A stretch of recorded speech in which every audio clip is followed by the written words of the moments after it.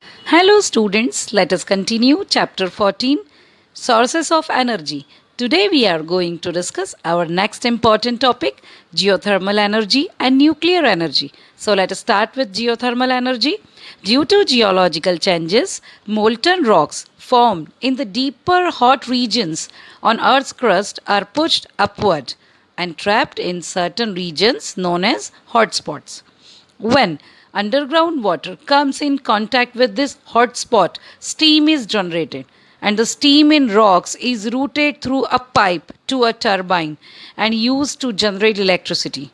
The cost of production would not be much, but there are very few commercially viable sites where geothermal energy can be exploited. In New Zealand and United States of America, power plants based on geothermal energy are operational. Next, non conventional energy, that is nuclear energy. Nuclear energy is obtained by a process known as nuclear fission and nuclear fusion of radioactive substances. Let us discuss one by one. So, nuclear fission reaction. In a process in which nucleus of a heavy atom such as uranium, plutonium or thorium can be split into lighter nuclei when bombarded with low energy neutrons is known as nuclear fission reaction. Fission, that means parts. A tremendous amount of energy is released in this reaction. During this, if the mass of a original nucleus is just a little more than the sum of the masses of all the individual products, the fission of an atom of uranium produces 10 million times energy produced by the combustion of an atom of carbon from coal. So, this is more powerful energy production. Nuclear fuel releases energy at a controlled rate through self sustaining fission chain reaction in a nuclear reactor designed for electric power generation. The released energy can be used to produce steam and further generate electricity. So, in a nuclear fission, the difference in mass, that is delta M, between the original nucleus and the product nuclei gets converted to energy E at the rate governed by the famous equation E is equal to mc square given by Albert Einstein. So, here there are some nuclear power reactors in India like Tarapur, Maharashtra, Rana Pratap Sagar, Rajasthan, Tamil Nadu, Uttar Pradesh, Gujarat, and Karnataka. But there are some major hazard of nuclear energy, or we can say nuclear power generations. So let us discuss this. The major hazard of nuclear power generation is the storage and disposal of spent or used fuels, the uranium, which keeps on decaying into harmful subatomic particles, that is, radiations. So, improper nuclear waste storage and disposal results in environmental contamination. Also, there is a risk of accidental leakage of nuclear radiation, which is very dangerous, and nuclear energy also used for destructive purposes like nuclear weapons, etc. So, these are some drawbacks regarding to nuclear production. Next nuclear energy is nuclear fusion. Nuclear fusion means joining lighter nuclei to make a heavier nucleus, most commonly hydrogen or hydrogen isotopes to create helium. Two atoms of hydrogen plus two atoms of hydrogen gives helium atom. It releases a tremendous amount of energy according to the equation of Einstein, as the mass of the product is little less than the sum of the masses of the original individual nuclei. Such nuclear fusion reactions are the source of energy in the sun and the other stars. It takes considerable energy to force the nuclei to fuse. This process needs extreme millions of degrees of temperature and millions of pascals of pressure. The hydrogen bomb is made on the basis of thermonuclear fusion reaction.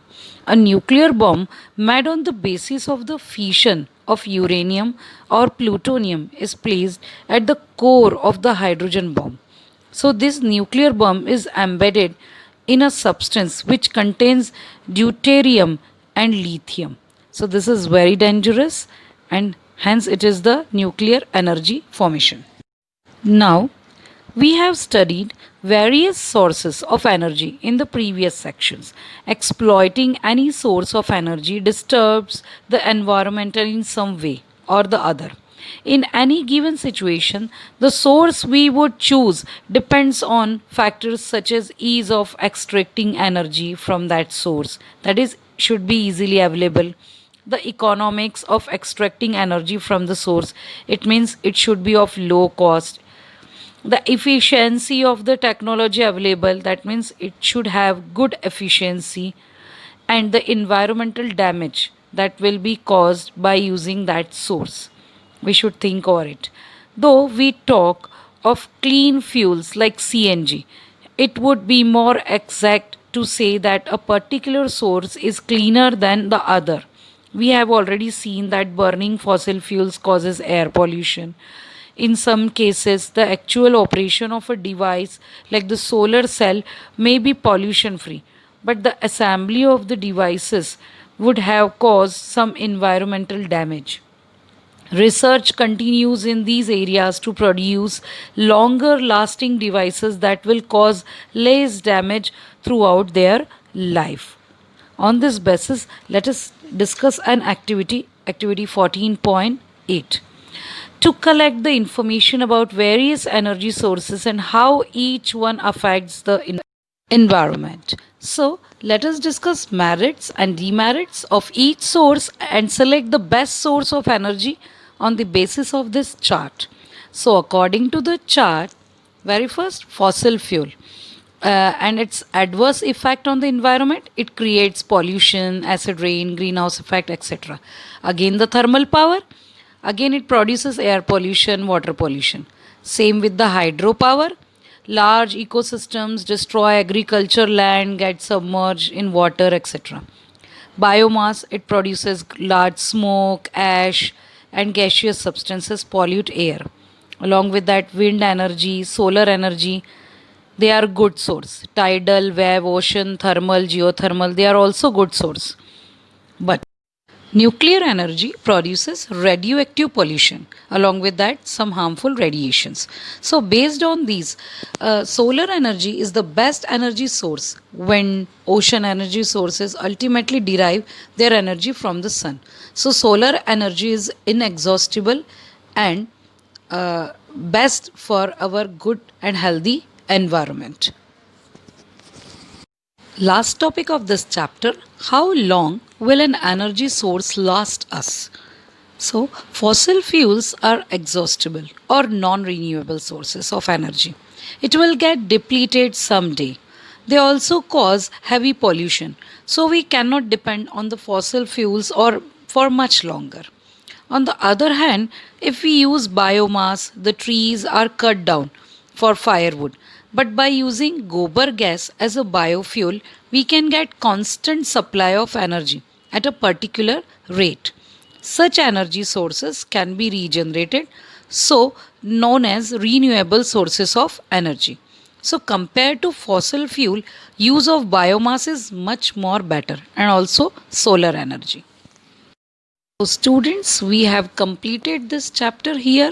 I hope you understood all the conventional and non conventional energy and their production very clearly. Thank you for listening.